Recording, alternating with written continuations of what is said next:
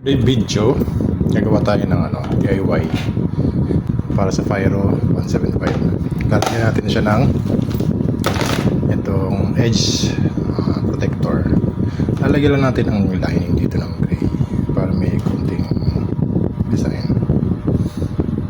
So yan yung para magkaroon naman ng konting design to. Okay, enjoy the video. Okay, let's get started. So, trace out muna natin yung length. And meron siyang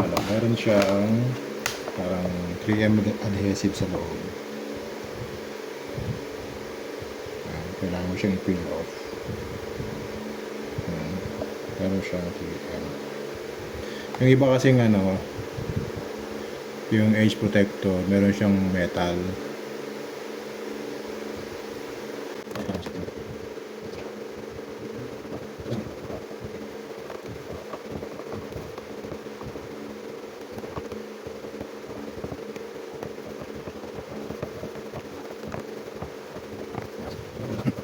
So ito na yung nalabasan ng edge protector.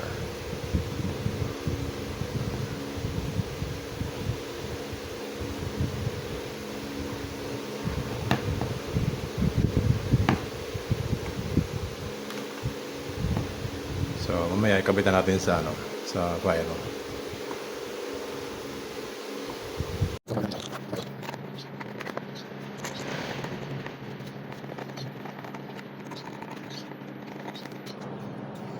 Ano siya? Finished product.